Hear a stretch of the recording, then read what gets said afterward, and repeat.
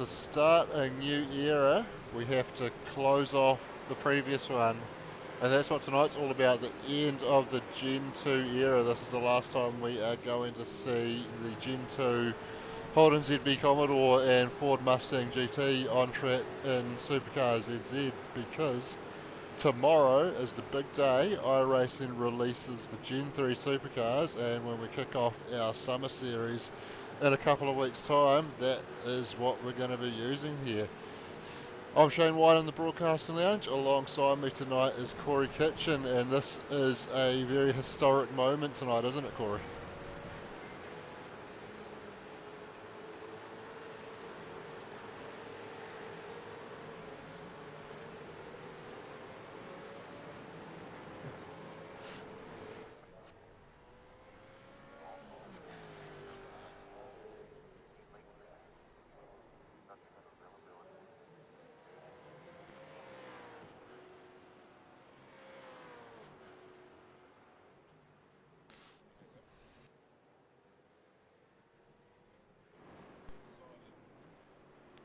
Yeah, it is going to be absolutely epic, and here's a look at what we've got in store tonight.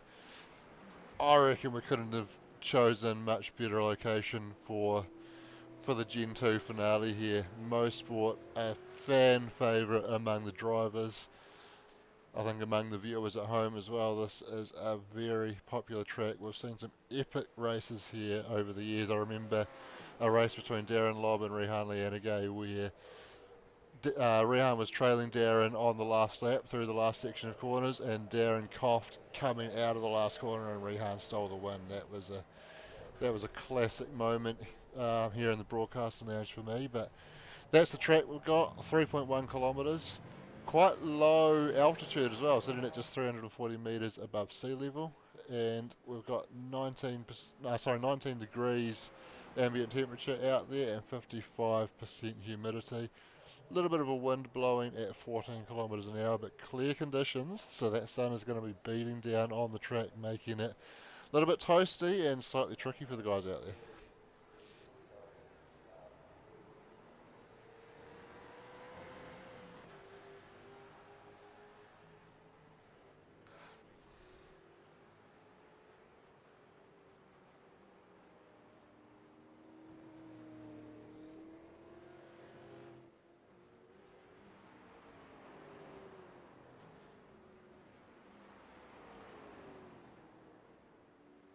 Yeah, I'm in the house. All right, we can hear Corey now. Thanks, Scotty Pickering, for letting us know that we couldn't hear Corey. Woo. Yeah, you should have heard my speech. Wow, I put so much into that. But no, stay tuned for my eulogy for Gen 2. That is definitely going to be something to hang around for. And tonight, uh, what did I? Nobody heard anything I said. So yeah, No. 18 and a 28 lapper race with an invert top 10. We're all jacked up on maple syrup, and this is going to be exciting. It really is. And of course, we've got a championship to decide. Here's the standings going into tonight. So Bruce out front with a fairly comfortable lead, sitting at 670 points. Darren Lobb 566. So Bruce is 104 points clear at the top. But with two races, 70 points up for grabs for the winner in each. There's still 140 points up for grabs. So mathematically, Darren still a chance, but Bruce just has to score 40 points across the two races tonight. So you would think that realistically he's got it done, but anything can happen. If he doesn't finish both those races and Darren wins both races, then it's going to be Darren's championship. Yeah, and that third place is pretty close too, with Michael Gunstone sitting on 483, and then if we drop back, Sean McNamara not that far behind on 451, and yeah, another 52 points back to Peter Vanderberg, and then there is a pack. Luke Allman, Div 1 rookie, I would say, almost if there was an award for it, would be rookie of the year.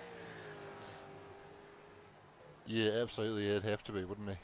And I can tell you that 11th place scores 41 points, 12th place scores 39 points. So if Bruce can finish in the top 11 in race 1 tonight, that will be enough. He'll have it wrapped up. I see Luke Allman in the comments there. Evening all, no racing for me tonight. Haven't been feeling well. Yeah, a bit of that C word thing's been going around too, I think. So, yeah. Yes. But yeah, so stick around. So, my Gen 3, Gen 2 eulogy to come later on tonight. And we've got some cool prizes. Well, we're going to make up for last week with the gloves for Div 2 Shano, and this week we're going to give away the same sort of value, but 3 lucky drivers will get a Gen 3 car shouted. So we'll give them the iRacing $15 iRacing credit to get themselves a sweet new Mustang or sweet as Camaro. What's your flavour, Shano? What are you jumping in? Oh, gotta be the Camaro. Yeah. It's a little bit ugly. Like I just can't get around that. Yeah. The older Camaro, yep, give it to me every day of the week. But yeah, it's just not me. Fair enough. I just, as a long-time Holden supporter in V8 Supercars, it only made sense to transition across to the new GM brand once Holden left. So yeah, I've gone across to back in the Camaro, and not that to be fair, I always said Mustang would probably be the only Ford I'd ever want to drive. Although I did own a Falcon, so I probably have to eat those words. Yeah, no, I've definitely had a few Fords, but I've never owned a Holden. But I've never really sort of gotten into that Ford versus Holden battle. Never had a Falcon either. Actually, I have. I had a XF Falcon many years ago, but yeah, I was never really brought into that Ford versus Holden. You know, I sort of got a Toyota and I had a 4K and it used to rev its tits off and I loved it. So you'll be pretty excited about 2027 then. 2026, sorry. Yeah, I am. I am looking forward to the GR Supra jumping on board, and I hope to see heaps of teams jump on that. A 3-way battle is something we haven't had in the iRacing V8 world, so it's always been 1v1 as far as Ford versus something. Yeah, I just hope we don't have to wait as long for that as we have had for the Gen 3 Mustang and Camaro. Hopefully with that process all nailed on, it'll just be a quick process to scan the Supra. At the end of the day, they run a standard chassis, so the only thing that's going to be different is the body shell and of course the engine. So hopefully it won't take them long to get that all processed through and into the sim once it's released in real life. We have got a qualifying session going on. Roger Forbert topping the charts, but just put it in the wall and has potentially given up on his qualifying by the look of that. So happy with that time. Sitting there 1:16.35. He's a tenth and a half clear of Michael Gunstone in second position, and Michael's out there trying to improve. Not exactly lining up the timing screens at the moment. Sean McNamara could be on a decent lap here. Yeah, PB's in his first sequence through this lap.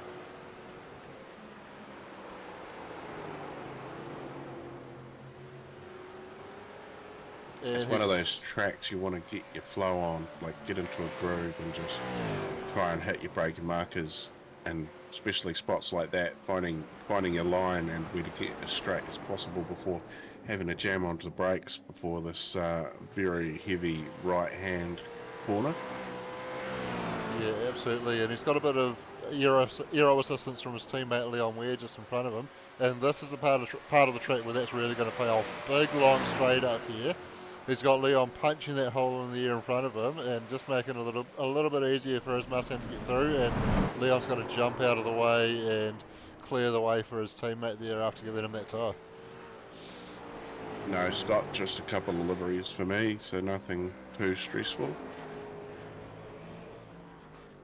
And Sean comes into the pits after getting the tow from Leon, so that obviously not transpiring.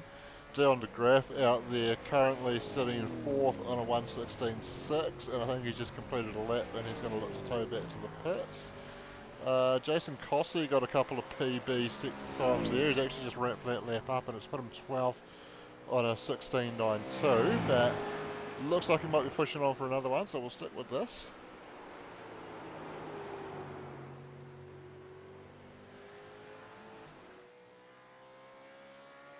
Yeah, Darren Lobb doing the classic Darren Lobb, is he? And just going to run it off the back? Yes, seems to be the case, so we'll see where he can get to. Obviously, got that big points margin to overhaul to Bruce. But we've seen him win plenty of races from the back, and even if he does make it to the front, it's still very much bull in Bruce's court as to being able to wrap up the title just with a P11 in the first race tonight. I kind of hope he does that so we don't have to be sitting there with the calculators going into race 2 to see what he needs to do in that one.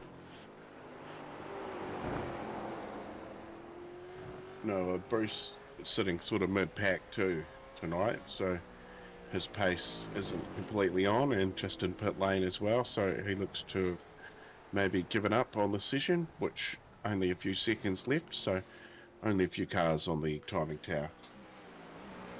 Yeah, so Jason finished that lap, wasn't quite able to improve, and I'd forgotten about the fact that heat racing means that as soon as that time's up, that's it.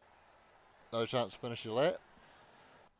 So I was expecting guys to be able to come around and take the checkered flag, but that was not the case. So we're gridding for race 1, and we can have a look at the grid, roll through it, get through it a little bit quicker than we do with the GT3s because there's no formation lap. So Roger Forbert on pole from Roger Gunstone, Aaron Goodrick in third alongside Dion de Graaf, and then Quinn Wilson, Peter Vanderberg, Leon Ware and Sean McNamara rounding out the top 8. And then we can roll on back to Bruce Tannock in 9th from Chris Supasich, Eamon Young and Jason Cossey on row 6, John O'Gibson, Glenn Collinson, Blake Greenhall and Dan Nolan round out the top 16. Then we've got Cole Taylor, Steve Darren, Ross Watson, Darren Lobb off P20, he'll be looking to come through. Derek Lovegrove, Scott McKenzie, Trent Bennett, my name's there but I'm obviously not racing.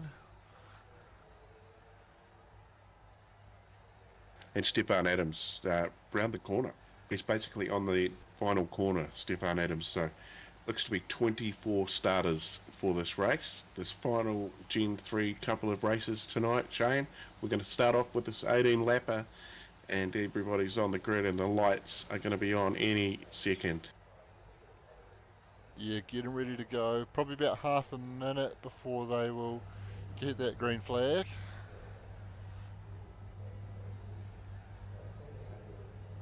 Darren Lobb in the comments, he's just put there, Shano, let's go last for who the hell knows where. Good luck, everybody. Well, good luck on that mission, Darren. And they are forming up on the staggered grid formation. A couple of the newer Australian tracks, like Winton and Sandown, we see them line up side by side as they do in real life. Mosport is one where it's a staggered grid, as most of the tracks are in iRacing, and we've got the lights up. We're ready to go for the final time with Gen 2. We're underway. Roger's got a good start. He's going to lead into turn 1. Down to Graaf challenging Aaron Goodrick on the outside there, and they all roll through. Looks like everybody going to get through cleanly. Rogers taking the lead. Dion looking to challenge Aaron Goodrick on the inside there, not able to do so. Coming down into turns 3 and 4 now and starting to wind their way through this opening lap. Sean McNamara making a move on the outside of Jason Cossey. He's going to have the inside now down into this next corner, but can Jason sweep around the outside? It's a very high speed corner. Jason sweeps around the outside and gets the inside for the hairpin. And now they sort themselves out through the slow double apex right-hander and then onto the straight. Good drafting going on. Michael Gunstone a little bit away from Roger Corbett at the moment. Aaron Goodrick's got down to Graff all over him, still looking to find a way around. He's going to look to go down the inside into the final S's, not able to get alongside.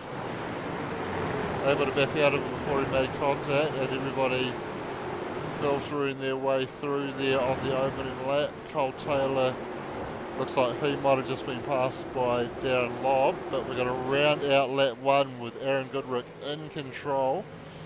Currently sitting at just under a second clear of Michael Gunstone, and a nice wee margin there. A little bit of comfort, but certainly not enough to be able to back off. Yeah, Roger Forbert out in the lead.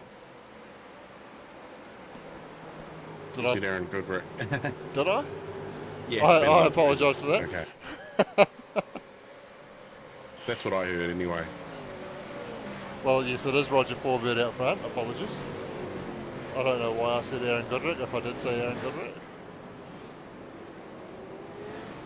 Yeah, so another thing we're going to do tonight, we've got three. Dan Nolan 3 times sideways makes contact with Darren. And then Dan goes around, unfortunately. That was, just got the rears locked in there, couldn't quite pull it up. He'll probably be quite relieved that he didn't turn Darren around there. But he won't be happy that he's come a cropper there. No, Darren up 5 spots in the first 2 laps. He's just about to complete his second on for the third. He's up into 15th, so started 20th, Darren. So he's a wee bit behind Blake Greenhall now, who's sitting way back from where we normally see him too. Having some steering wheel issues last week, maybe still haunting him this week, Shano? Yeah, he wasn't entirely confident tonight that his steering wheel was going to hold out for the race. I hope it does. Cole Taylor's just had a bit of a moment running wide there, and that's made him vulnerable to Glenn Collinson, and Glenn is able to get around him there. And Steve Darren pretty close in behind as well, but Cole's going to look to see if he can find a way back around Glenn. He's putting the pressure on, there's a touch! Oh, that's going to cost Cole another couple of positions there. And Steve's been able to really capitalise and get ahead of Glenn Collinson and up to P16. So, confidence what's going to proceed there. Yeah, the old head gets it done. That was a pretty good move.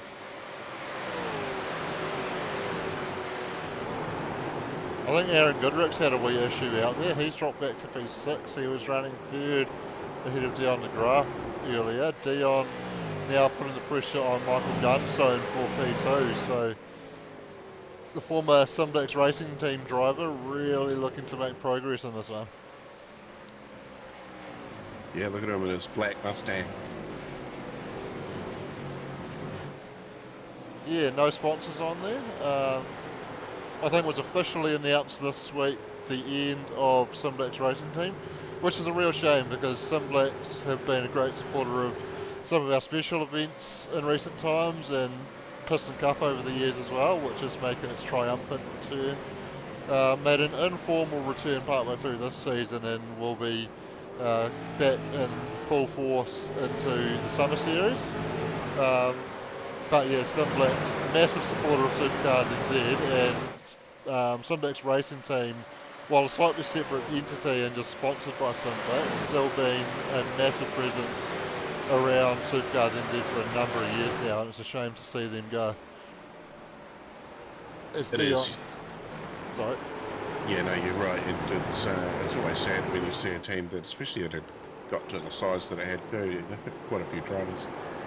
But yeah, after 13 years staying through the service, I've seen them come and go, the teams, and some have lasted the whole time, and a lot of Aussie teams that used to be there yesteryear are all gone now, and there's all new names, and the next generation of sim racers are coming out of the woodwork now too.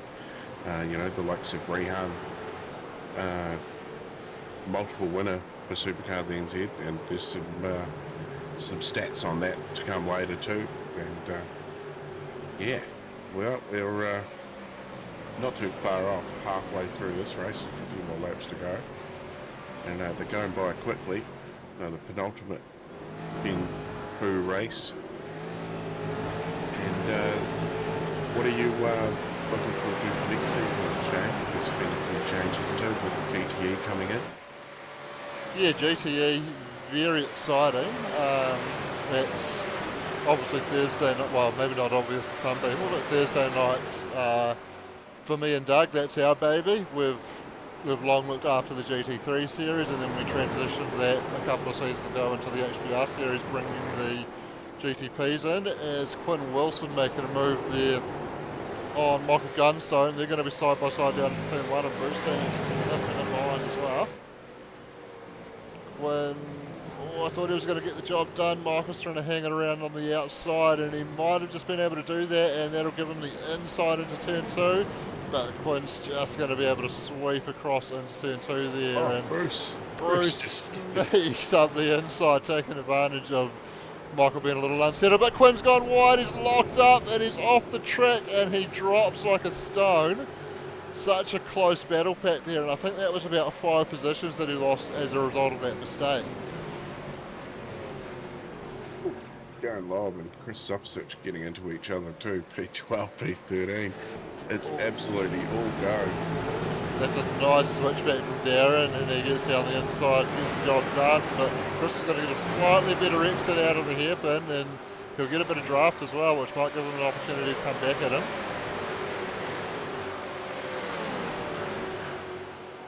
But I think he's just decided to back out of that one, recognises that that's probably not his fight, and just lets Darren go on with it. Bit of swapping around between Peter Vanderberg and Jason Cossey there, side by side through the final set of corners. Peter's going to be able to get ahead there, and Quinn was just sniffing around on his comeback trail, looking to see if he can take advantage, and just had to sit in behind. As Leon Ware goes side by side with Quinn Wilson now. Plenty of action all the way through this field. Quinn able to slide ahead on the inside of turn 2 there. Leon will tuck him behind. He's got his teammate Sean McNamara threatening, and he's got Johnny Gibson threatening on the back of him. This is such a tight battle pack, and this guy's nearly on it. Darren Lobb is going to have a hell of a time fighting his way through this lot. Yeah, to keep in touch. So basically, if it finishes how it is here, it would be that'd be it, wouldn't it? That'd be Bruce Tanek to be the champion.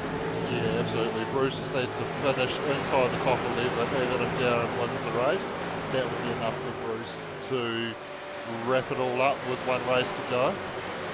Yeah, and with him leading here over Darren, that's looking increasingly, yeah, another trophy, well not trophy, but a championship will be, we've got 2 to, is there a team championship this season? I remember there being talk of it, but I haven't actually seen any points on that, so I'm not too sure on that one. Oh well. Anyway, well, there's three we're giving away this season, and we've already given away the Endurance Cup, and that was Peter Vanderberg ended up taking away that trophy, wasn't it? Yeah, it was in the end, that's right. And yeah, so Bruce Tanek looking to hopefully wrap up the V8 championship tonight, and then we move on to Thursday, where we've got a GT3 and a GTP champion to find as well. Yeah, and as we come back to HPR, I'll see if I can finish my thought earlier that got interrupted with all that action that went on. You asked me what I'm looking forward to, and I was talking about the end of the HPR series and transitioning over into GTE. So we made the call to call it quits on multi-class racing just because of the low numbers that we're seeing in GTP. And of course, coming into summer series, can be some lower turnouts, particularly over the next few weeks when we move into the Christmas and New Year period. So for that reason, we decided it wasn't on to run multi-class, and we've also had a lot of people show interest in GTEs. So we thought, you know what, it's summer, it's time to try something different. So we've announced that the GTEs are coming, and so far the news seems to be very well received. So looking like that's going to be an exciting moment. But as far as what I'm most excited about, I think I can't go past the introduction of the Gen 3s. That is going to be epic. I've been waiting for this, and yeah, I'm really excited for it. Yeah, big update tonight. Everybody will be, there'll be people up at the crack of dawn. Some people are probably taking the day off tomorrow. Already planned a sickie. Oh, boss, I've got a bit of a headache. I'll be in tomorrow. And I can see a few servers being up over the place. There's some people out there doing some testing and having a lot of fun. I can't wait, and that's going to be a couple of weeks away before the new season is out. And if you look on all the Supercars NZ socials, you'll be able to find yourself the way to get entered into next season. Everything's all out now. We know what we're doing. We've got Gen 3 on Monday, Tuesday. We've got GTEs on Wednesdays and Thursdays. And the Piston Cup returns for Friday, Saturdays. And the odd Sunday send it in the mix. Going to be a busy summer. Yeah, so we might be coming into Christmas. We might be coming into the time where people go on holiday and go away and do their things, but the action never stops at Supercars NZ, racing at least 6 nights a week, up to 7 nights a week even. So that's all going to be going on. As someone's just snuck in the back door and broken into the beer fridge. I've caught him in the act trying to steal our beers and just cable tied him to the chair next to us. Doug Bickley. Douglas Bickley. Oh,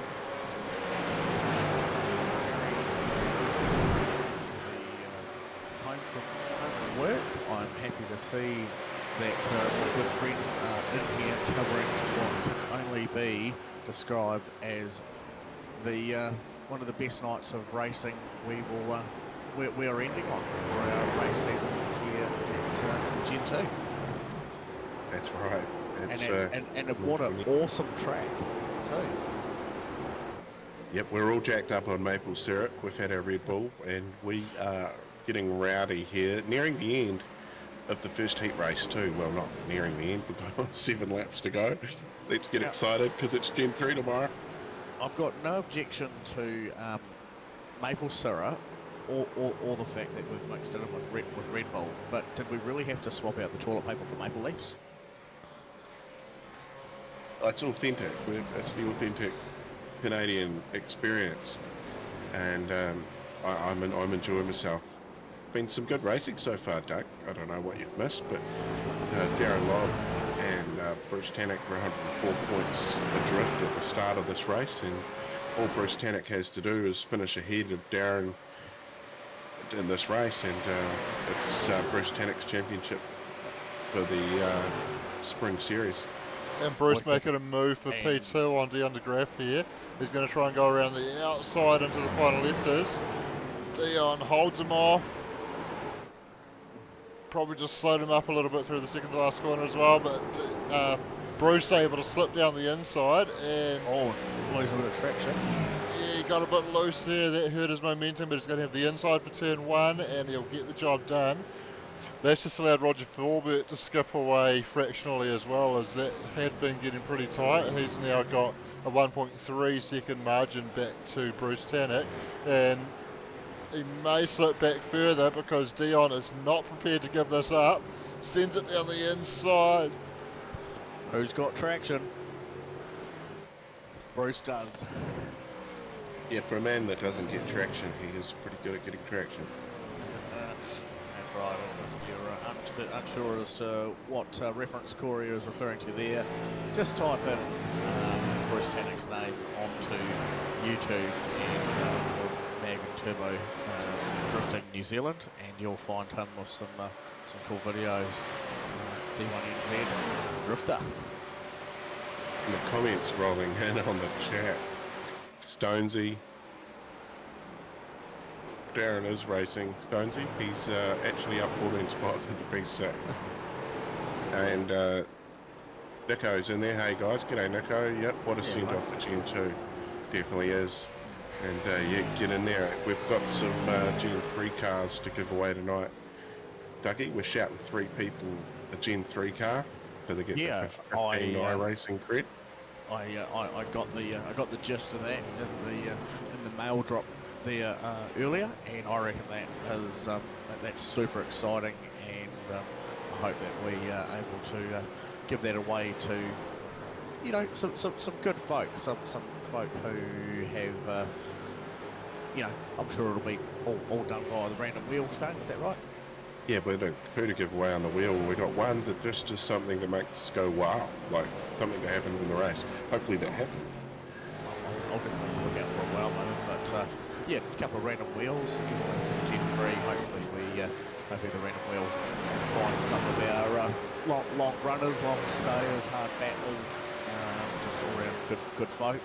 And you know what? There could be anyone on that grid, because here at Supercars and Cars NZ, we're all about racing good buggers.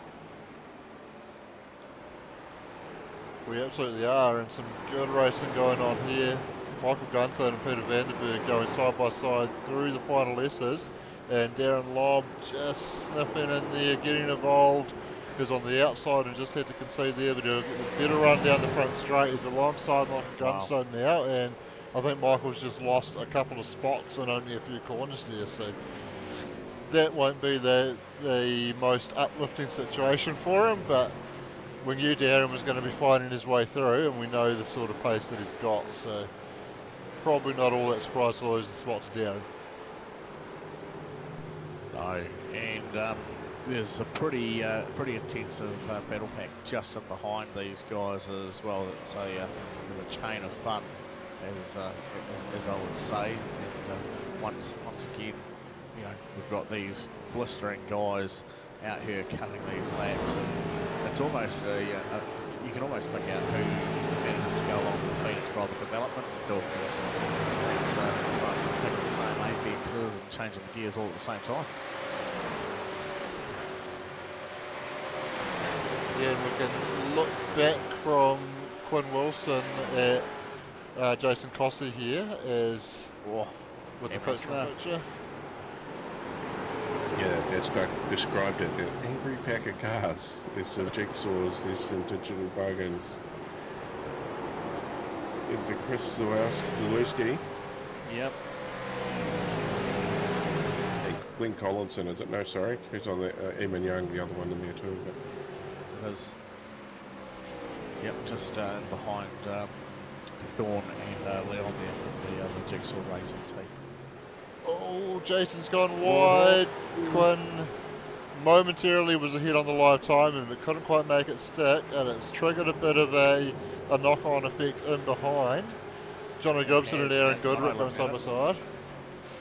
Oh, it's so intense and nail-biting. 3 laps to go in this first heat race tonight. Well, looking at these guys here, it's going to be really interesting seeing how the top 10 first grid goes. Oh! It's Aaron Goodrick into the fence.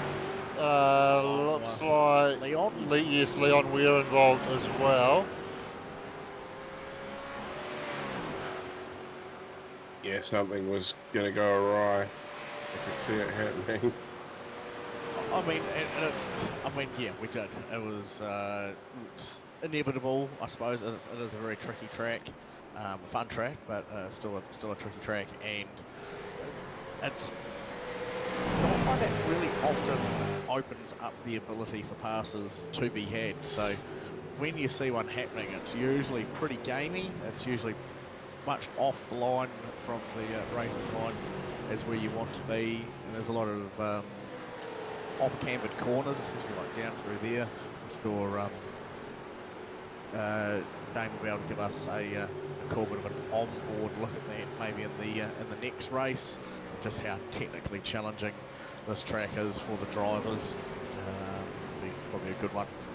Watching that with some of those boys making their way back up through the top 10, just how they try and pick their lines and pick their lanes through that second race. Yeah, absolutely. And we can go back and have a look at what happened to Aaron there, and you can keep up with the live pictures on the picture-in-picture there. But here's what happened. So coming through that double apex right-hander, Aaron just getting loose, and unfortunately Leon just happened to be in his way while he was not completely in control of his car there, and yeah, just an unfortunate situation there really. That's a bit of a bugger. Leon just became Uno Namiro Wall. number one. Oh, and just as we go Oh, live, there's a bit of oh, contact between Quinn and oh, just. Oh no! Oh, Jason Cossey hard into the fence. There was contact with two different drivers there. It's fired him hard right, and I reckon he's post. yeah, I think he might have to tow there. I don't think the front right's entirely attached, and he has towed. Well, the boys are certainly putting it all on the line tonight for the final race here in Gen 2. They've certainly got their machines dialed in and they're pushing it to their absolute limit. I certainly can't wait to see what Gen 3 does to the field, if it humbles them or if it brings everyone into a bit more of a in-line. That parity word comes to mind. Oh, I agree. It was just like a double clip, wasn't it? Unfortunately. Yeah, so we got a bit of a side-by-side bump that unsettled him, and then, yeah, just unfortunately had another car. Didn't quite catch who the second car was. We'll run through that again. I think it was Jono. Yeah, it was too. So just coming across the nose of Jono after he got unsettled, and yeah, either way, I think it still would have resulted in a wall contact. Just a different of whether it was going to be as heavy as the contact as what that was, but either way, probably some pinball action was going to be had. Bruce gets it done. He gets it done as Shane clicks onto it, and this is the final lap, and he's got it done on the final lap to get past Roger Forbert and up 8 spots. Having an awesome season as well.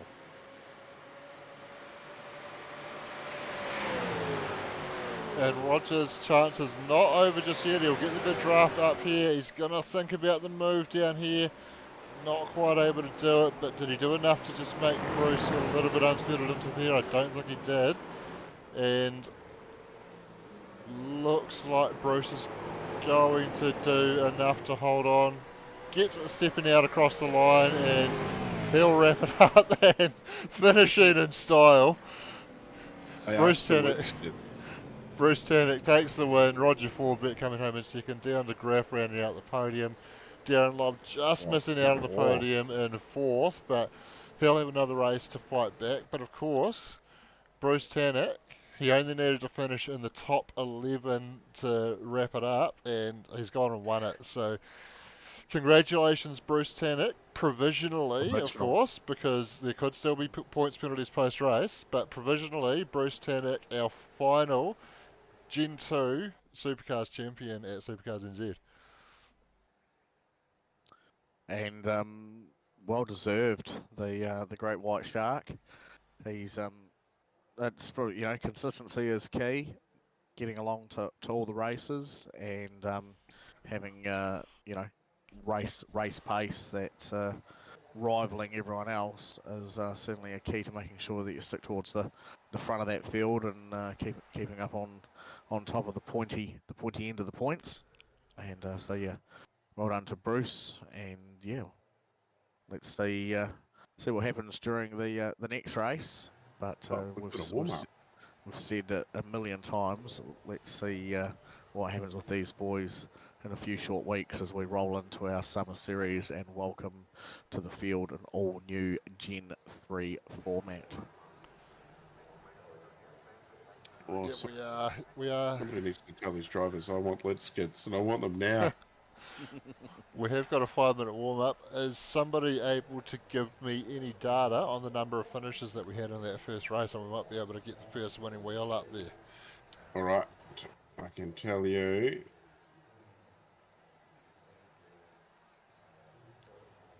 20.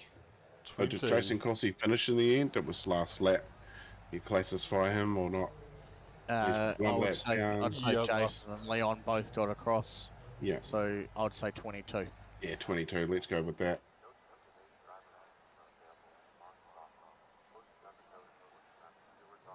All right.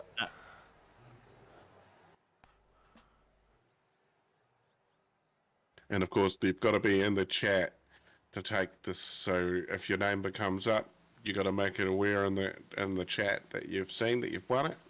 Otherwise, we're just going to do it again. the end of the race. It's gone a little bit different as I just shuffle them up here. Apparently I can't shuffle it that it's in that view, but anyway, there it is. And what do we got? What do we got? Number one. One. Number One. 11, P11. So who came home in 11th? So Chris spot number Zapasich. 11 tonight, Chris Zapasich. Chris Zapasich. Very nice. I don't think He's we. going to be in the comments, does he? Well, I don't think for this one it's fair to expect them to be in the comments. They're preparing for a second race. Yeah, that's fair. So Might have gone wee. yeah, we'll say Chris has it. But yeah, certainly for the second one, I think we're requiring them to be in the comments, and I think we'll just keep a note. Oh, well, obviously we have to make a note that Chris has won that, so we can make sure the prize gets out to him. But also, I think we just make a note to remove his finishing position from the second one, just to make sure that everything's not going to one person. Why can't he have two cars? He could Well, have his he could have the Mustang and the Camaro. That's right. He could take someone else's ready to go car and just have it completely parked, never to use.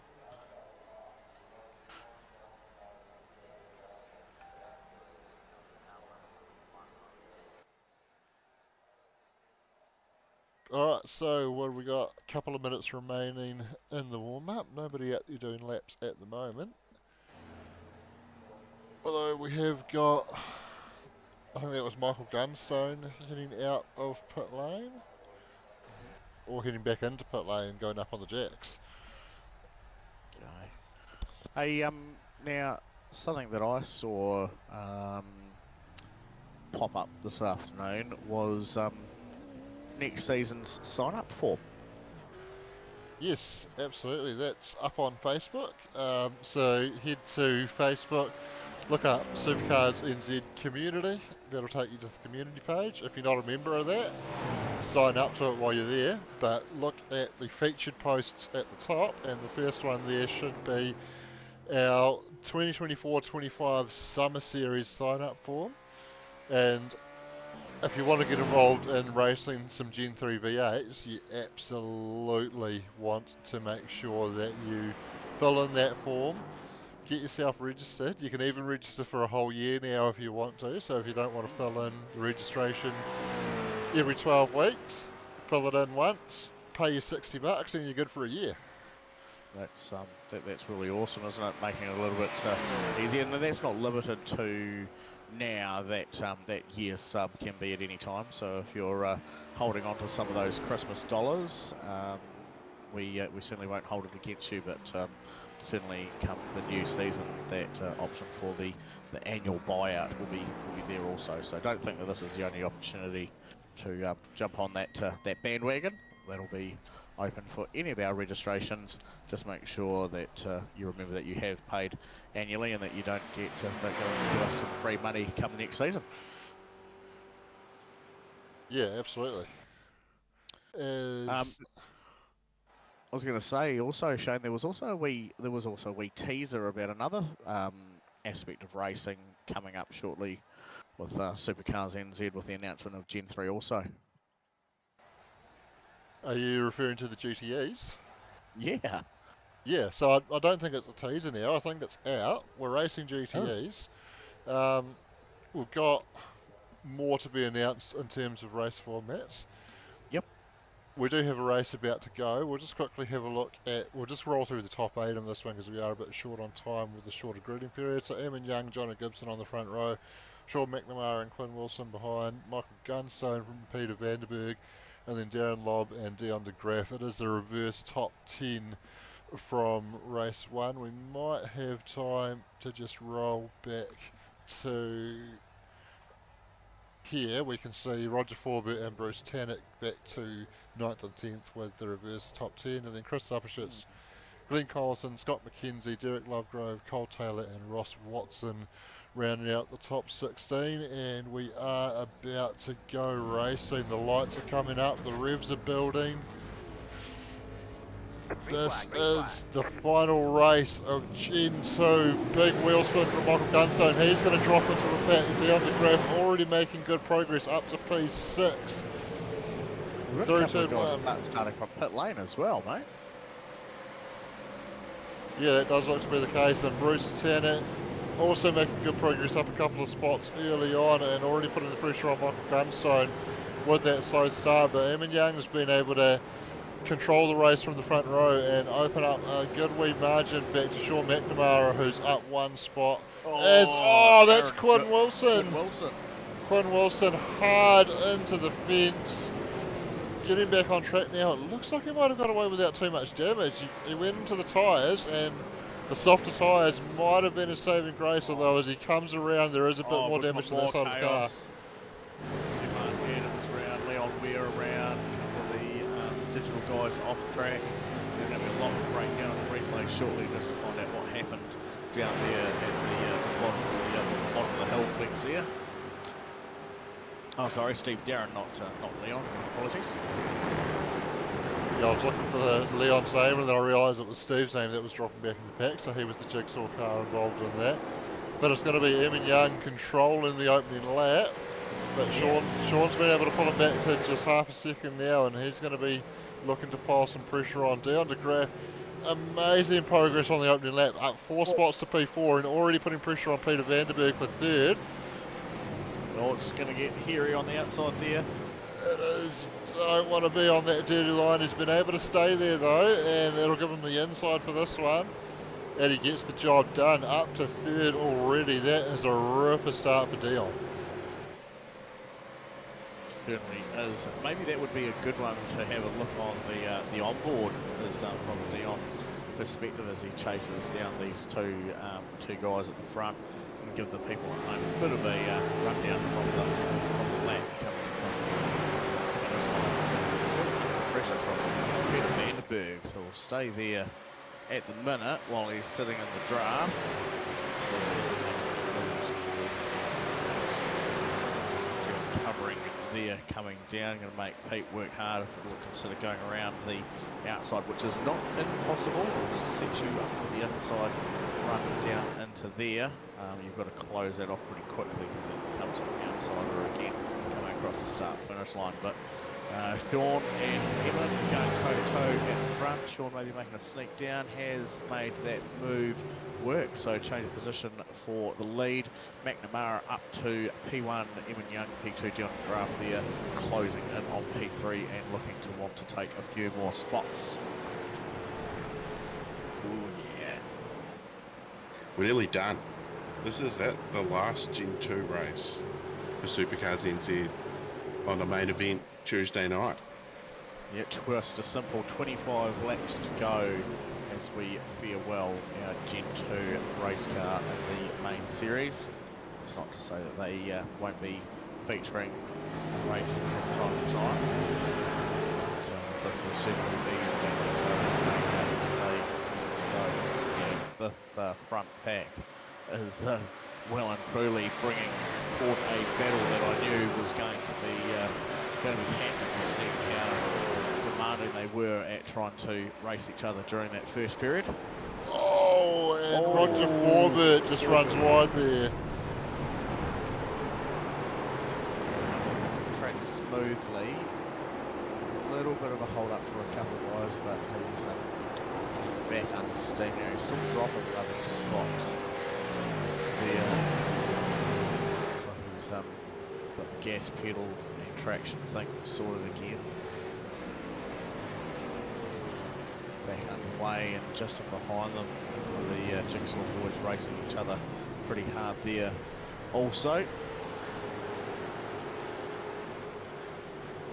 Yeah, plenty going on at the moment.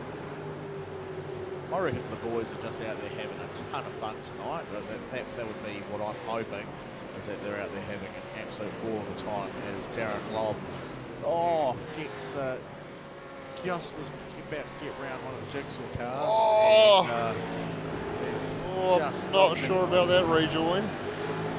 He was a bit loose there and tried to stay under it. He's unfortunately whacked into the side of Cole Taylor there, sending him around. it's unfortunate. Cole's been having a really good run since coming back a couple of weeks ago to the racing side of things. Cole's car not looking too good now, a bit bent up at the rear. Dion de Graaf takes the lead, and I just want to go back and have a look at the start from his perspective as well. Once again, you can keep up with the live racing on the picture-in-picture, but this is going to be the start of the race from on board with Dion de Graaf, and I think this is going to be a very interesting watch. Starting in 8th.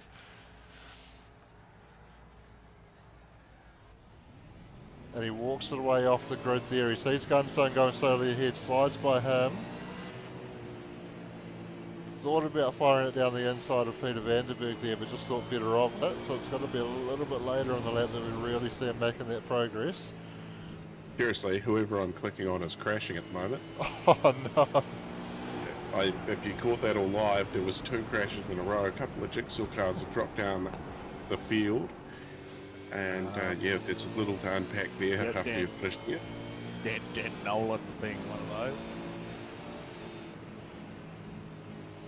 So we saw Dion taking advantage of Quinn Wilson firing off to the left on the opening lap there, and then he had another car going slowly off the back of that, and he's just set it in behind Peter Vanderberg. So he hasn't actually made too many moves, just taking advantage of other people's misfortune, and then this is going to be where he gets the draft on Peter Vanderberg. Look how rapidly he closes in, pulls out. He'll give it a bit of a side draft as well to push that air back onto the rear wing of Peter, and then sweeps around the outside, and then that gives him the inside. Actually, I don't think he even quite got the job done at this point, but it's going to be on the exit of the final corner. Wow. Gets the better drive. Chopping and changing. And while all this is happening on the replay on the big screen, we've got Dion's been repassed by Sean McNamara, dropping back to spot number 2 in our picture-in-picture, and he's certainly not happy about it. He's pushing his Mustang to the absolute limit at the moment, trying to find any way to be able to round McNamara up. Yeah, and that's what the first lap and a bit looked like for Dion, and we can go back to the live pictures outside the car as well now, and yeah, Dion. The draft is what he had, we watched on the replay before with Peter Vanderberg, but this time sending it around the outside, which will come the inside line. And Macca has to hold on to his P's and Q's, seems a little bit wider. Oh, That is bit of a bump and run in the middle section there, and right amongst all of that now, the Great White Shark finds himself into spot number 4, coming up from spot number 10, and while these guys are all going hammer and toe, allowed Emin Young to jump past them and up into spot number 1. So all in the space of about 4 laps, I think we've had 4 different lead cars. yeah, Currently, the top 8 cars are within 2 seconds on track. Oh, Dion! Got hit from behind, sent into the gravel, tries to drive it out of there, but can't get the turn to get around the concrete barrier, so he's going to back it up. Oh, he will be fuming at that, absolutely fuming. Not a bad rejoin, he's kept it off the racing line. That car's going to be quite warm now to go around a few of these corners. So take a breath there, Dion. He calibrated himself. That's, if you have a look at the from the car behind him, you can see there is the unmistakable shove mark in the back of his rear bumper. Oh, and it was Bruce Tannock. Yeah, that's... Ooh. There's been dramas between those two in the past as well, so yeah, no, Dion will be happy about that, and he's actually driving through the pit lane here now, so he may have, as he went and had that contact with the wall, taken on a bit of damage to that front wheel. This race allow for a stop for any fuel. Luke Ullman Yeah, may so- have given us the answer in the comments here. Luke Ullman reckons 2.7 a lap. and basically 23 laps worth of fuel, he reckons. So Okay. 28 lap race, they might have to get a splash to get home.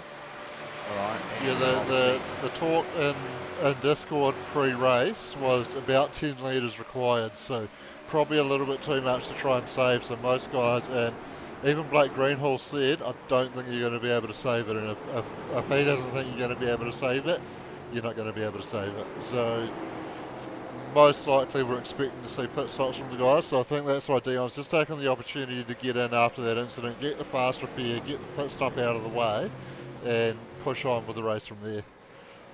But There's just been a looking at few it cars here, going away.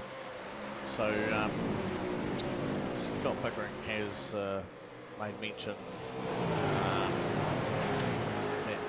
that it looks like there might be a variable number for the second race. I'm not too sure, but I'm looking at a 60% fuel load for the cars. Yep, 60%. There can't be any variation between races, so you have to pick a number for the server, and that's what they get for both races. So it was 60% for both races. We did have some other action from the early stages to unpick as well. So we had the Quinn Wilson moment,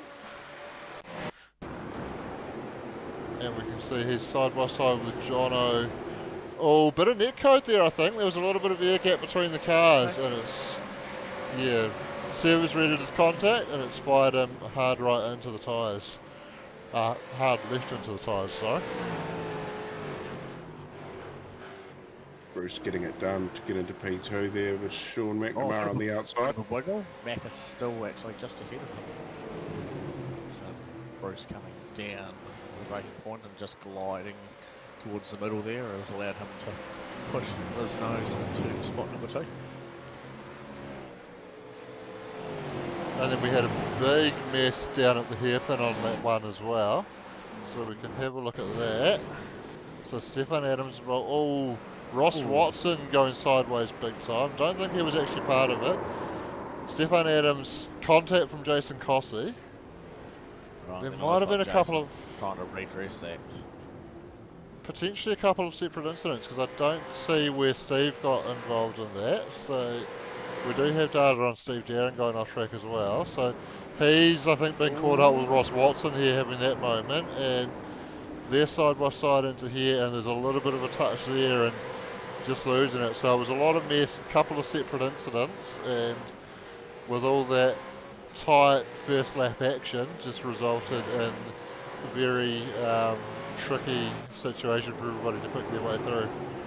Steve, though, with a great recovery, up 12 spots into P12. So Steve, after that early first lap incident, has done a magnificent recovery. Pit lane, getting busy.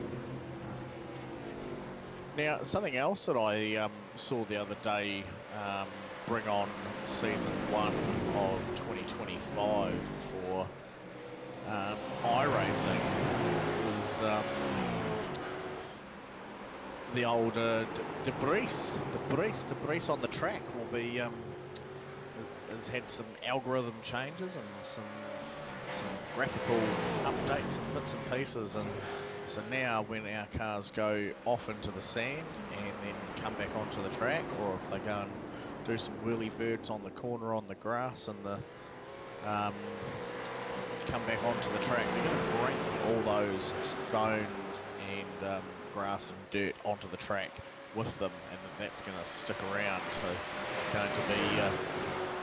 going to make racing just that little bit more realistic, a little bit more tedious for the guys as they try to pick and choose their lines around the track. So you see people be going off on certain corners, and I find some people very quickly changing their driving lines coming into corners to avoid going through all that garbage. The tyres are going to be picking up rubber on the outside lines and making things all a bit more harder. It'll be interesting to see if that also has a physical feeling through the car, like the old wobble on the tyres when you go and look at a big piece of melted rubber and you feel like you've got a bit of a flat tyre or something going on. But yeah, iRacing not only bringing us some new cars and new tracks, but also some new tech, just to make that racing just feel a little bit more exciting, a little bit more challenging, and make it a bit more realistic in real life. Yeah, there was a bit of chat about that pre-race as well, and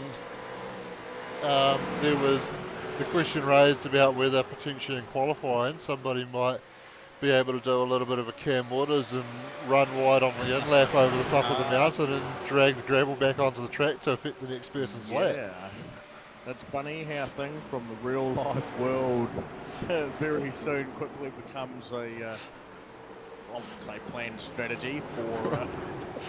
I hope it's not going to be a planned strategy, but I think you'd be very naive to suggest that it won't be a planned strategy from anybody. Oh, there we go. And actually, you mentioned you referenced the old Debris incident there as well. That's very Yes. topical if you're an Apex Hunters United fan. The inside scoop was revealed by Dr. Ryan Story. Apparently, there was not a lot of awareness about what was going on, and he took full responsibility for that. And that was a very cool interview. If you go and listen to the latest Apex Hunters United podcast.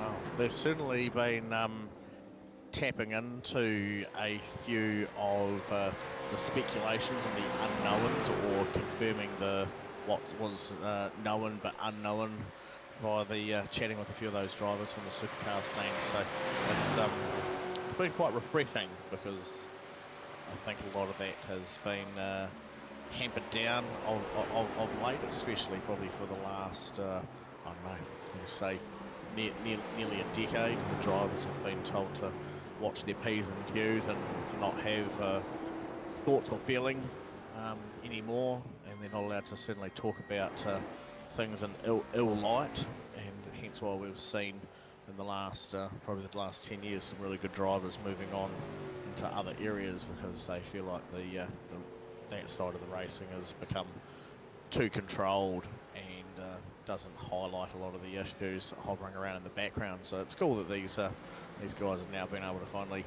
get that stuff off their shoulders, and hopefully that allows them to keep moving forward as the great racing drivers that they are. Absolutely, and we've got some great racing drivers out there tonight doing their thing and cycling through the pits, a lot of the guys at the moment. So we've got, looks like Bruce halfway Tanner. through. Yeah, Bruce Tanner looks like leader of the guys that have pitted. I can bring up the pit stop data. Just a weird anomaly there, it says one stop next to Darren Lobb's name. That's because he started from the pits, that registers as a stop there. So more than likely we would expect him to need to be in for fuel at some point. And was that Aaron Goodrick, I saw? No, he started from pit lane. Oh, this is... Oh, that was... Oh my god! Oh! Oh, yellow. Yellow flag moment. Someone throw the yellow flag. Oh my god! Corey, get out there, become a safety car. Oh, I'm only watching. Me too. Oh, This is Canada. Oh, this is still... Oh. what A bit to happened unpack there? A bit to unpack there. I still can't work out who the car I saw going wide was, because I thought it looked like Aaron Goodrick's car, but I clicked on Aaron, and that's what put me onto that mess. I suppose it was not much further on the track, so maybe it was triggered by Aaron going off in the first place. Oh, sure. Hang on. Yeah, no. And he's going to tow it. That's done for the night. One last time for Gen 3. Thanks, Corey. That was great. Sorry, Sean. Yeah, that wall got plowed.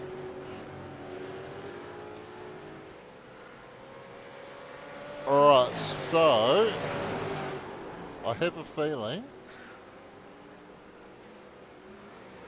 I may have found the start point. So, Aaron Goodrick, I'm sure it was his car I saw running wide. Yep.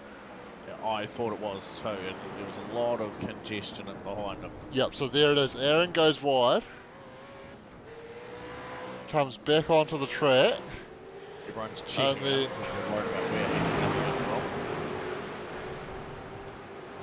Oh, just an absolute mess. So much to try and unpack there if you're going to come up with anybody to blame. But I don't think you can. I think it just comes down to a racing incident. I don't think there was anything wrong with Aaron's rejoin.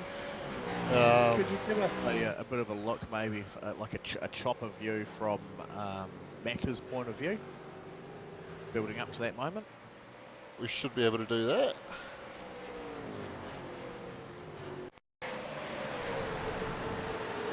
We'll probably want to go a bit earlier, so I'll tell you what, we'll... go again Aaron's view and then click on Macca. Yeah, we'll try that. So... we're going to see Aaron running wide up ahead. Oh, and there was a bit of contact between... So it's a couple of things going on. There's the contact between Sean and Aaron.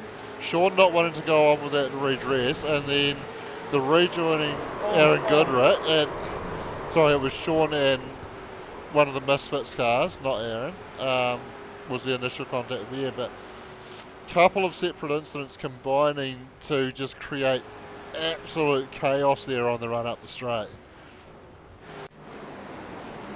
Wow. Well, you saw it here first, you saw it here last. Lap 15, Gen 2. It's been a pleasure. Bring on Gen 3.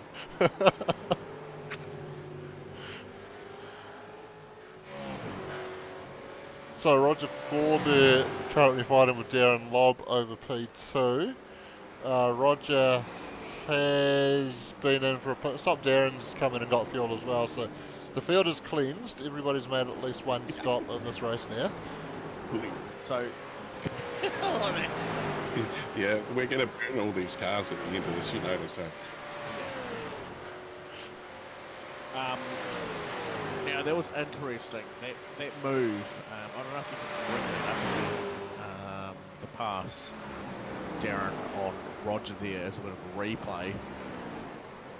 And just wanted to point out that section of track that he's coming through. So he lines him up here, and he just moves. That racing line goes out to the side, and then it turns. And you can see all there where the traditional black part of the rubber is. So where Darren essentially made that move, there's going to be a lot of rubber fall away on that section of the track. So I'm really keen to see this new update from iRacing, as we're talking before about the tyre rubber sitting out there and being picked up by the tyres, and just that dirt, mud and stone accumulation and bits and pieces, because I reckon passes like that are soon going to be a thing of the past. It's going to take a number of laps of people trying to do things in those sections to clear that, clear away that rubber and build up to be able to make those things happen, or they're just going to have to pick a different area which has got less, because those high speed corners, they're putting a lot of strain on those tyres, and it's going to be really dirty out there. Yeah, it's a fair point, and Jono was able to make a move right around the outside of Stefan Adams in that same place, and maybe it has dirtied up the tyres a little bit because he's struggled to get the power down out of the hairpin. But I think your point is with the new update, you might not have the grip through that section on the outside to be able to put a move on. Correct. And even like I'm hoping they've gone to the point where there can be a bit of a physical feeling, maybe a bit of a wobble bubble through the tyres when it's picked up that rubber. If you are venturing out there, that'll make the drivers think and feel different emotions around their driving, and when they're choosing to make those passes. If they want a nice smooth feeling car, they stick to the status quo. If they're gamey and they know they're going to be out there picking up those potential things, bring on all the updates for us iRacing. We'll gladly take on any level of realism that you want to give us, including Oh, heavy that's amounts. tight. Wow, that was so close. I was going to say iRacing, even if you wanted to give us some big amounts of cash injections directly into our bank account so we can go real life racing, we take that one too. That'd be fantastic. But the debris refresh almost feels like an extension of the weather system, doesn't it? Because we know the work they put into that and the realism of having to find different lines, driving different parts of the track to get off the slippery rubber when it, you know, the rain settles on the rubber and it becomes more slippery, and you have to find those alternate lines to find the grip. It's a little bit similar with the debris refresh, where you are in dry conditions, but you've got, I guess, outside influences affecting the grip level on the track there. 100%. And we saw it when the rain development came through, that there was, you know, that wasn't just limited to the track. That those areas of surface flooding and accumulation of water was not just on the black stuff. It was on the edges and in the green area zones as well. So hence, agree with what you're saying there. It seems like a bit of a refresh on the weather update. So those areas where they're going to be naturally full of water and a bit more puddly and stuff like that are obviously probably going to be made that much more harder to be able to get through. Just finding that traction and how much water waste and mud gets flicked up. So now I've just caught a wee incident out the corner of my eye on my screen. Trent Bennett was having a bit of a battle there, got some passes happen, then he just got a shoulder barge off the edge of the track there at the last corner and into the tyre bundle, but I didn't see didn't pick who he was battling with there. I do have data on that, but before I go to that, I just want to shout out the epic battle that Stefan Adams and John. It's been a long season. I'm getting names mixed up. I had Stefan in my head and I almost said McCartan, but when I was saying Jono's name, Stefan has a big side there. But the battle that Stefan Adams and Jono Gibson have been having, and for a few laps there, Jono was looking very much stronger in the first part of the lap and able to put the move around the outside of that previous corner on a few consecutive laps. As he goes wide there, that's going to get Stefan back involved. And Stefan's been very much stronger in the second part of the lap and had been able to, on a couple of occasions, get back past at the end of the straight. It was just on that previous lap that Jono was able to do enough to hold him off there, and that gave him that advantage. I think potentially triggered Stefan to try and push it a little bit harder to stay in touch when he got back to this part of the track, and probably just forced that mistake that saw him drop back. But damage limited a little bit by the fact that Jono made his own mistake as well. And I do have the data of Trent Bennett having a little moment out there. So it's Quinn Wilson that is side by side with a little bump there. Stays side by side into the final corner. Was there contact in that one?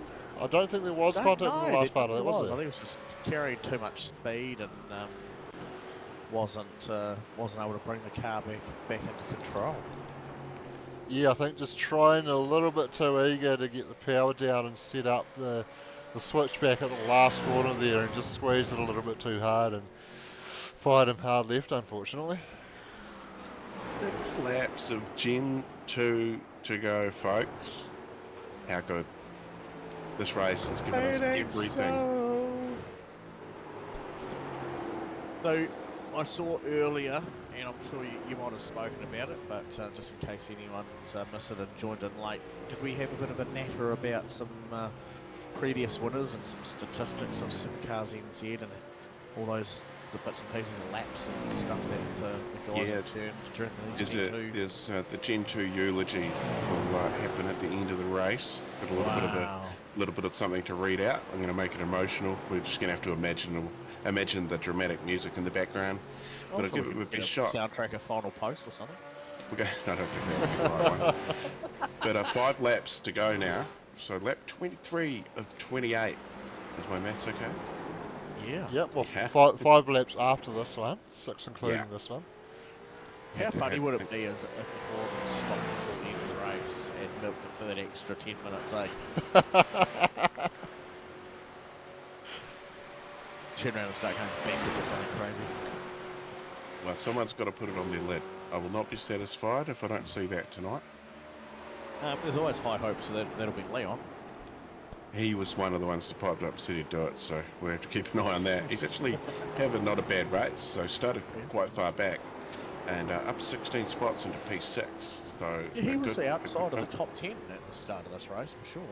He was. He had a bit of an off there at the end of the first race and put him well off the pace. Started P22 this race, so commanding race. And I saw a comment from Mr. Pickering there earlier on the Pits Production chat, which I can't scroll up on because I'm watching Shane's view, not my view. That's embarrassing. That's like trying to zoom in on a vegetable packet by doing the old pitch screen thing and realising it's not right. Wow, where did that go? When you learn you need glasses and technology doesn't exist in everything that you pick up with your hands. Scott Pickering made a comment earlier saying it doesn't really matter too much where you qualify or how you start the race. It's race consistently and cleanly will allow you to have a good finishing result. So couldn't agree more with that one, Scotty. I think it was a bit further up than that, so it's probably fallen off the chain there. It was definitely before the fuel chat there. Don't know. So, but yeah, that was I saw that sitting there earlier, and I thought, yeah, no, that's bang on. So We love a bit of online debate in the chat section. But Jonesy and Scott having a talk about that incident we've seen on the back straight there with the 4 cars. So, yeah, always good to see everybody's opinion, and everyone's allowed their opinion. Into a pose, well, they're going to be dead soon.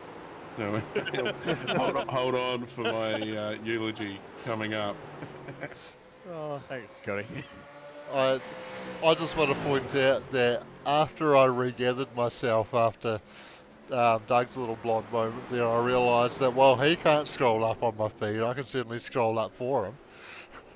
Took me a minute to realise that, but I was pretty I did have to regather myself. Going, yeah, that'd be really good if I could scroll that up.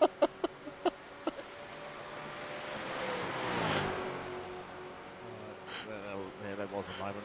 That there is my ADHD at full simmer. Oh, Leon going a bit deep there. Epic battle with Michael Gunstone at the moment, though.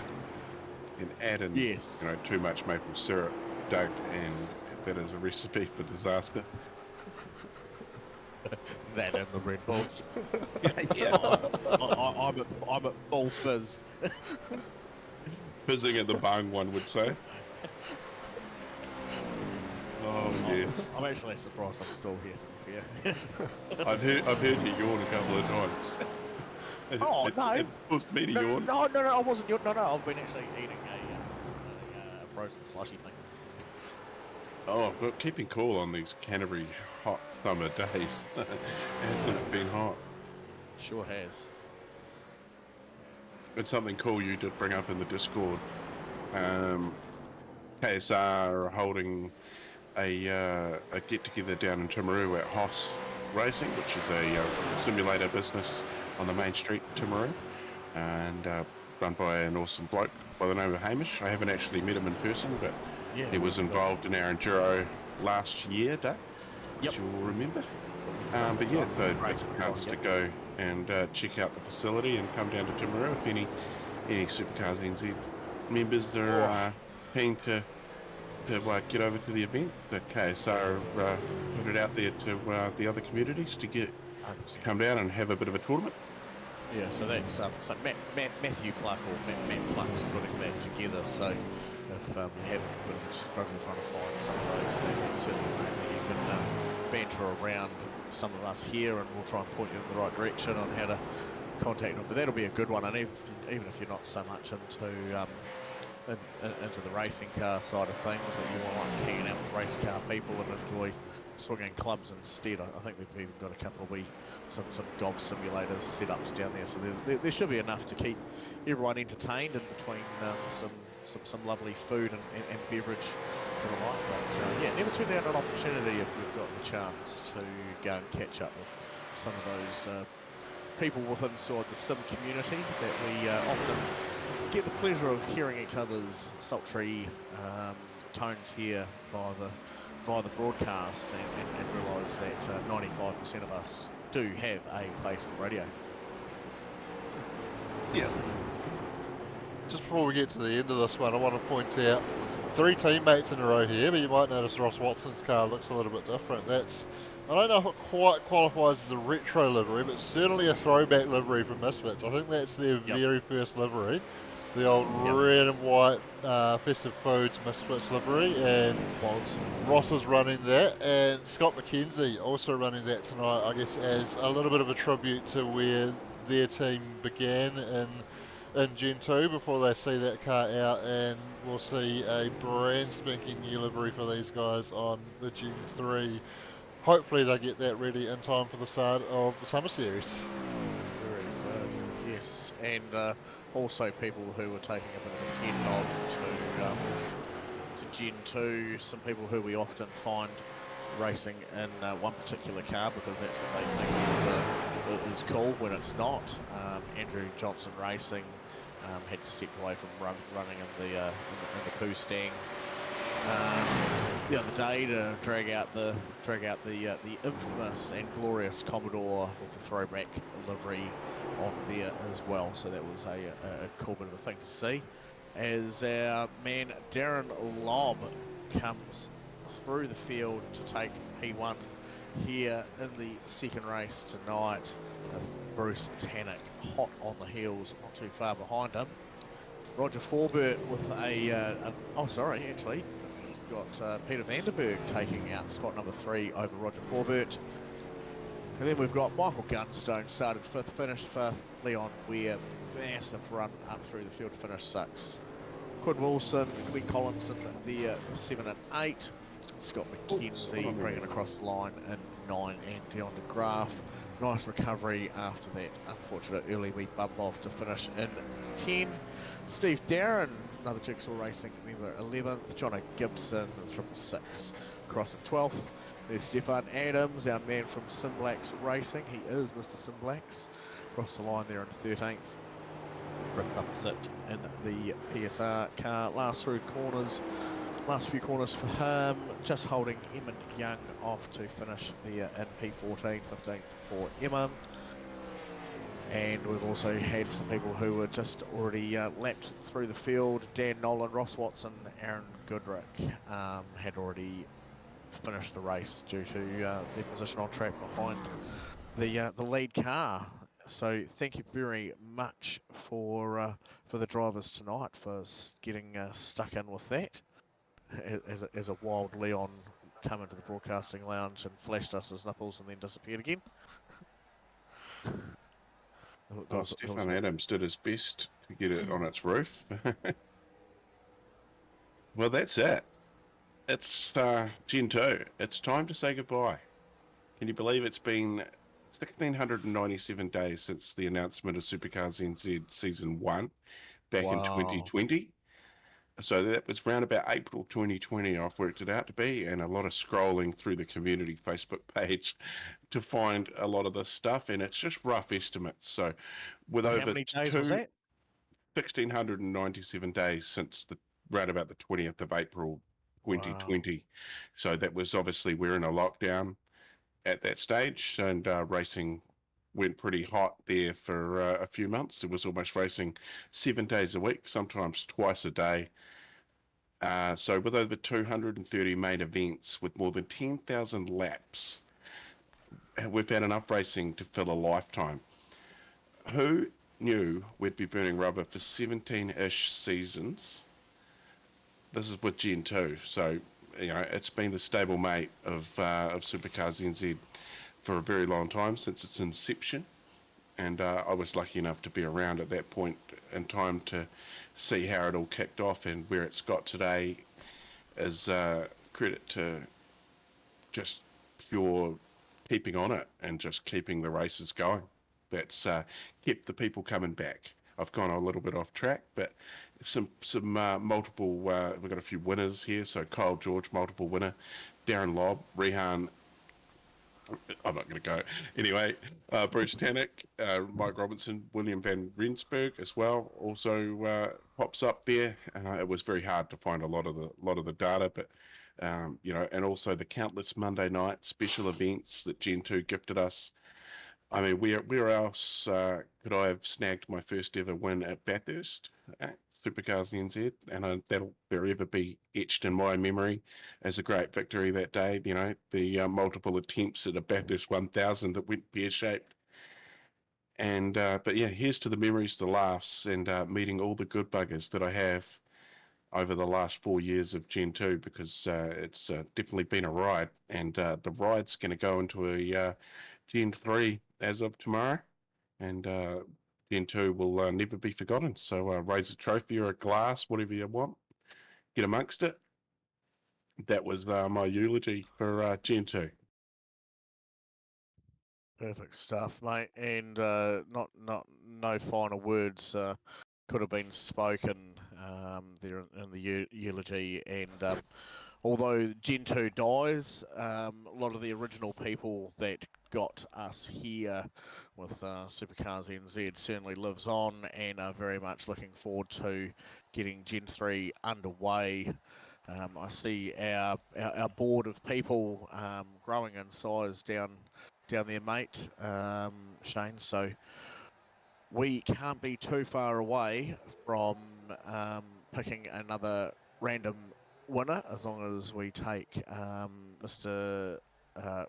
Zapasich out of the current one.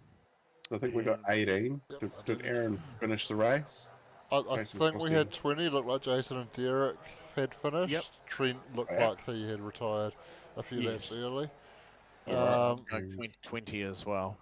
We just need to take out P14. Yep, so delete that one.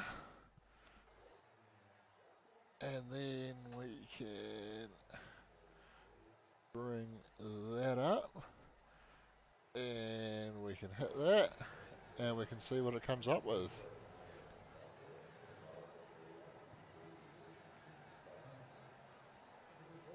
Number You're gonna be leaving again. Oh. Down to graph.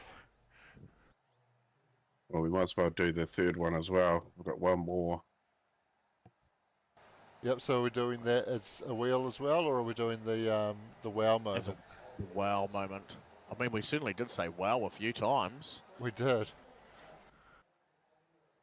Yeah, but I don't know if there was anything really that was worthy of the wow. I mean, that incident that happened, and is there somebody that was just unlucky in that incident? Let's just give it to one of those guys that played no part in any of that. Well, do you know what? I think probably the most unlucky person in that was probably Jono Gibson. Unfortunately, getting that last wee tangle tap from McNamara, and that sent him splating into the wall. So that could be my nomination for the wow moment. I'd have to just jump on that and go Dr. Death can take that. I think that he was an innocent bystander and someone else's shenanigans. So, yeah, we'll shout him a Gen 3 car, I reckon. What do you reckon, Shane? Yeah, I think that sounds like a pretty good idea. So we can have a look at what we're talking about. Probably gone from a little bit far back in the slow motion, but that's alright. We can speed it up and then... Oh, there we go. Well, there we go. I thought my 88D was really gone off the grid there for a minute, but no, it was just Jersey out. Shane was still in slow-mo. Alright, we'll grab the slow motion from here. So yeah, so just ahead of this, we've had Macca and a couple others redressing as an Aaron Goodrick's coming wide off the left-hand side of the track. A few people checking up, and just ahead we will see a bit of a tip or tangle between a PSR car, a Sean McNamara, an Emin Young, and then the unlikely victim of Jono Gibson, who was just trying to make his way through without getting in anyone's way and just gets absolutely nailed Like right mentioned, about there. Oh, yeah, that's definitely a worthy recipient. I guess he's going to be getting himself a Mustang, hopefully, not that ugly Camaro. But I can't judge it either way. I just like to see them racing together, and I'm really looking forward to that. And next week, I'm not sure if the awards night's still happening on Tuesday, but something will be happening for Mad Week.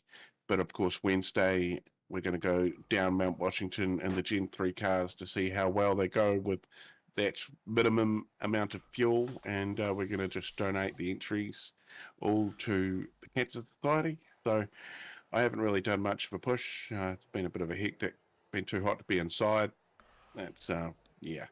So I'll definitely try and get some more out, and that'll still be happening on next Wednesday, the 18th, and that'll be live streamed, and hopefully that we get a few entries in and come and have some fun.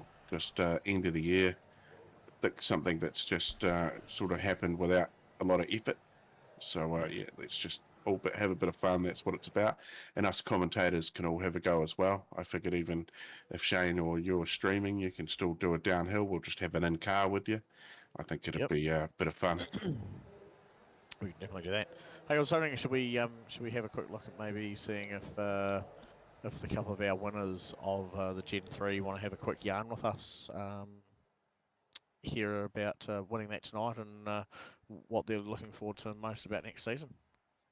yeah, I can get behind that.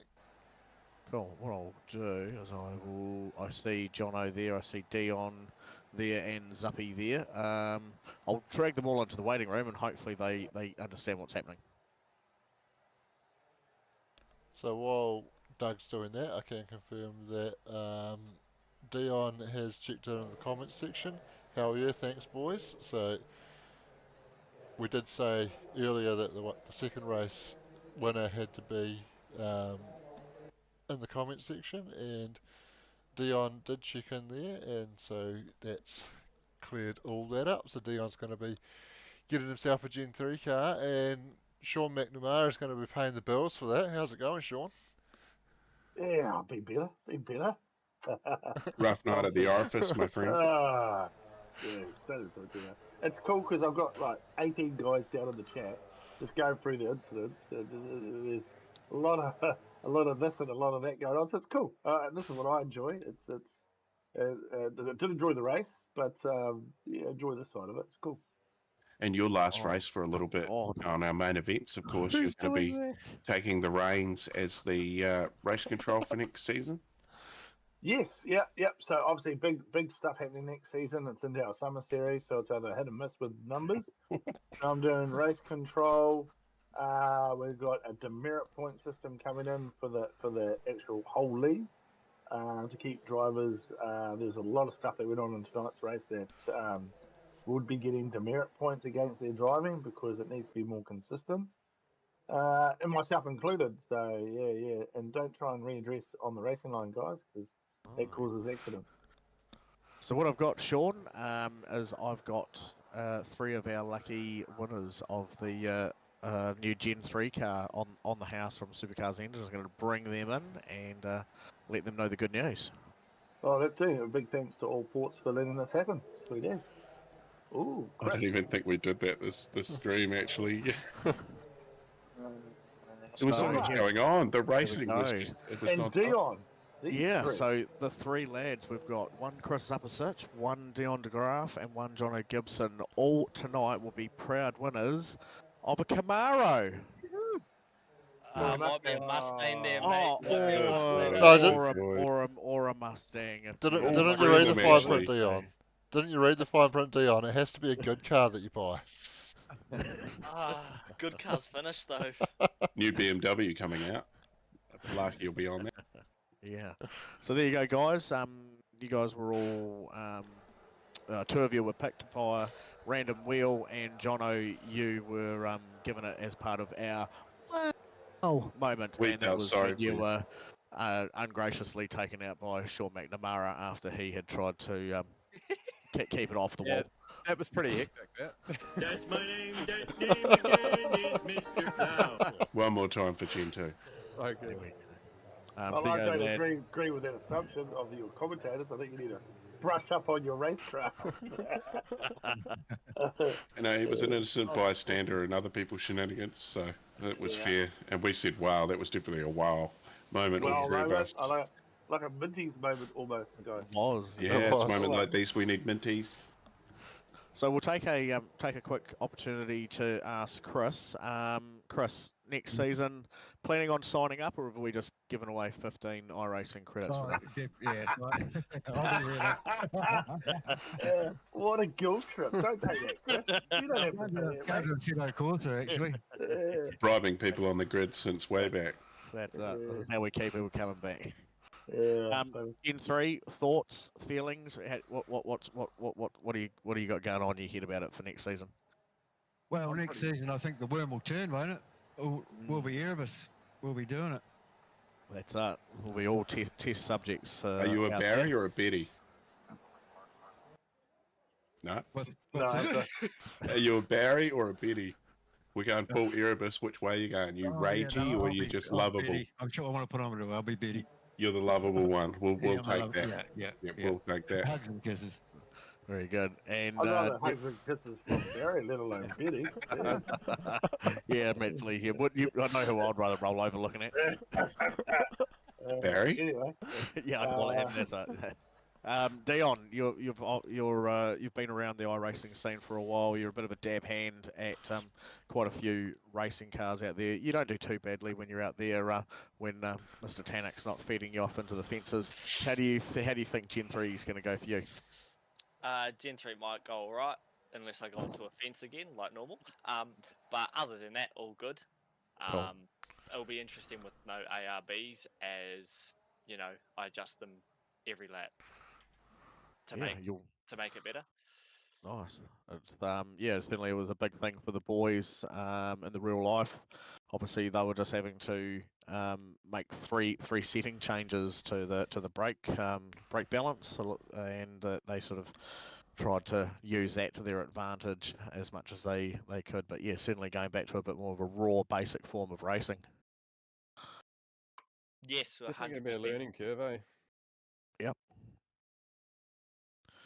Oh, look, as you see Dion just get dead. Absolutely. Slow-mo replay. Poleaxed by... I got a 4X for that. So he the clipped my car the for braking some zone. Yeah. We were... Yes, we had some flashbacks to some kind words that you've shared in the past, Dion, and wondered how you might have been feeling at that during that Minty's moment as you were sent graciously across the sand. Don't really want another band, so kind of minding my P's and Q's, to be fair. and look how you've matured over the years as well. Peter beat me. So yes. And Jono, not too long racing with us here in the Gen 2. You looking forward to Gen 3, or are you sort of going, oh my god, now I've got a brand new car to try and learn, or are you looking forward to it because everyone's going to be balanced? Bit of both. It's taken me probably the last 2 seasons. I've kind of felt like I'm getting comfortable in these cars, and now it's all changing again, but it's changing for everyone. So yeah, see how we go. Very good. John, I just want a quick mention before you stop. You have finished, regardless of penalty points, P8 in the championship.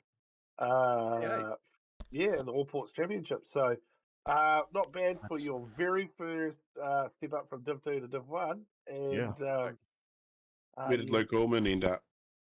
He didn't. Wow, he's down in 11th. Did he race tonight? No, he didn't. He was in the comments wishing Jono well. So both of them have impressed me this season, I have to say, being the 2 rookies. And it looks like Jono, you've taken out the rookie of the season, I guess. Oh, epic. Yeah, that's an impressive effort, mate. Well done. Oh, cheers for that. No, it's been cool. It's definitely a different beast to Div 2 for sure. Yeah, the guys don't give you the spot, do they? No, they don't. Not at all. Especially me blocking hard. If you want to know a wee secret on how to go faster, Jono, there's a very small but elite group of guys here that have visited the allports.nz page and got themselves some Sparko Gaming gloves and boots, and apparently that's good for a 2.5 lap. Oh, sweet! I've just got At the least. old tradie work socks, so that'll be a nice upgrade, eh? There you go. Cool. So anyone out there, big thanks to Allports for looking after us for the Supercars NZ season once again, and certainly go and check them out, allports.nz. They've got a few things there that you might tickle your fancy, and you might be able to ask Santa to put under the Christmas tree, or failing that, just ask for forgiveness for your wife on Boxing Day. Yeah. Yeah. It's always better to ask for forgiveness than permission. Yeah, no, I agree with that. Can't. I'm not getting involved in this. No, not having anybody else's wife chasing me with a bloody weapon.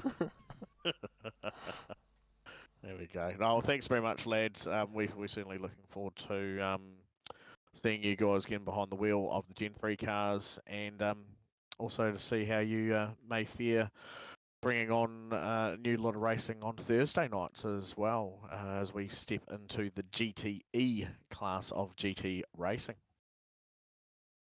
Yeah, and how good is the lineup of tracks? So week 1, Le Mans, we go to Sebring, we go to Suzuka, we go to Daytona Road, Road America, Watkins Glen, Algrave, Road Atlanta, Laguna Seca, Imola, Detroit, and Monza.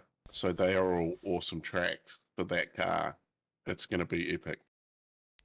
It's going to be some awesome racing. Looking forward to the change in dynamics there.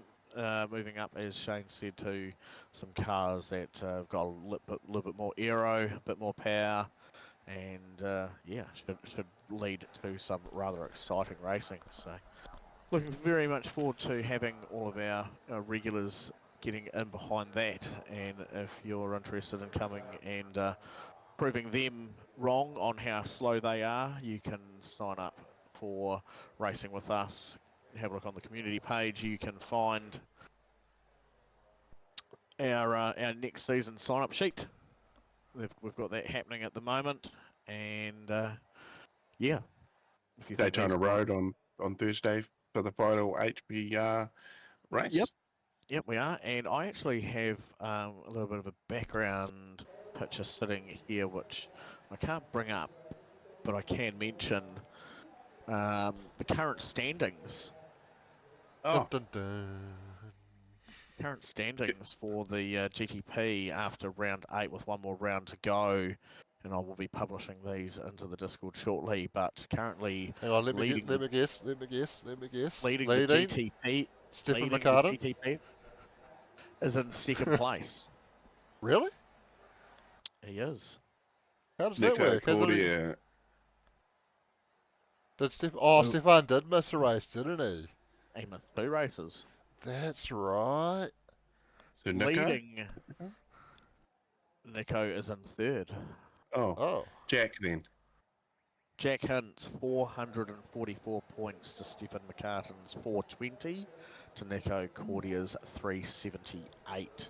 The other guys in there are quite a wee way off. They certainly wouldn't be in contention for the podium, but a head nod to Louis Robertson for going and taking a few laps out there, Andrew Uden, and also Taylor Mitchell for the season. So yes, the GTP car not being as popular this season round, but still good to see that some of our fast guys who moved up from the GT3 doing really well. So I would say as long as Jack turns up and races in the final race, he's probably got that one under control. And stepping over to our GT3s, did anyone like to have a guess at who may be P1 in the GT3 field? Lobby? Darren Lobb. Commanding a lead of 555 points. But at 547th behind him in spot number 2 would go to... Nico Skulls. Nope. We have... No, surprisingly, he's Quinn down in Wilson. 5th. Is down in 7th spot. Blaki. Is in 3rd at 483. So we've got one other driver I can't think of right now. Someone who has recently rejoined running after a wee staycation, but from a few seasons ago when Shane and I were racing in there as well, these two were almost inseparable race after race. I'm drawing a blank. I think you need to just tell us we haven't got all night. Leith Sweeney. Oh, of course. Leith Sweeney, yeah. Yeah, so that's our top 3. So Leith in position where he could upset Darren on the final race. If Darren were to not turn up, obviously, Blake a little bit too far behind to jump onto those. So looking like again provisional standings moving forward, it would be Darren over Leith over Blake being our championship roundup there. And we're going to have to make sure that we get some onboard GTP pit stops on the stream on Thursday, because they have a very exciting update coming, and it's going to be our only chance to catch the bump starts on the GTPs. And for those at home who may be thinking, what on earth is a bump start? Does that mean someone's going to get in behind it with a golf cart and give it a nudge? What does that mean? Well, they've almost got their own little built-in golf cart that's going to give them a nudge. So obviously the GTPs are a full hybrid system. So much like if you've got a hybrid and a modern hybrid in the garage where you can drive it off on the electric battery, and then the ICE will kick in once you get over a certain speed. The GTP cars in real life can drive into the pit lane, shut off their engine, drive off on electric power, and then once they get up to speed, their ICE will kick in, and that kicks in with a very satisfying sound, and iRacing have now recreated that ready to go in tomorrow's update, so that should be available on Thursday night. Wicked. that certainly does sound very cool. Good. It's good. It's going to be good. Hey, do you know what else is going to be good? You know, it's probably going to be the one thing that McNamara will never want set up in any of his races, is the fact that with welcoming Gen 3, we also welcome wet tyres to the V8 field. Well, has that been officially confirmed? We're assuming, but has that been officially confirmed? I mean, surely they're not going to bring out a new car without them, but I thought the two would have gone hand in hand for a new release. You would assume so, but we'll have to wait till tomorrow to find out, won't we? Here we go. Anyway, I think we've already sat here talking garbage for far too long. It's time to say thank you, Allports, for sponsoring the season, and they have come on board for another season in the summer season, so that's very cool. Thank you, Napa Auto Parts, sponsor of the Broadcast Lounge, also our weekly sponsor this week. They didn't give us anything to give away tonight, so hopefully Leon can make sure they make up for that on Thursday. They do plenties. Absolutely, they do plenty, and that was very much tongue-in-cheek. Thank you, Doug and Corey, for joining me tonight. I had to step in to cover Doug because he wasn't quite going to be available to start the stream in time. Appreciate that, mate. Thank you. Can confirm just quickly, Formula V and all 5 new cars all rain ready. So the Acura NSX, BMW M2, the Ferrari 499P, the Supercars Chevrolet Camaro Gen 3, Supercars Ford Mustang Gen 3, and yeah, so there's a couple of new tracks. So no Pukekohe confirmed in what I'm reading. So just the season highlights is all I've got there. So look at that. Oh, it's so good. Yeah, I did read a comment on Facebook that that Pukekohe has been put on the back burner for now. I'm not sure where this person's getting his information, but seemed to be very well informed. So yeah, potentially we might be waiting a little bit longer than expected to get Pukekohe, unfortunately, but it is still coming. And yeah, thanks to everybody at home for tuning in again. That's it for Gen 2 in the Supercars. We will see you on Thursday night for the final HPR race at Daytona.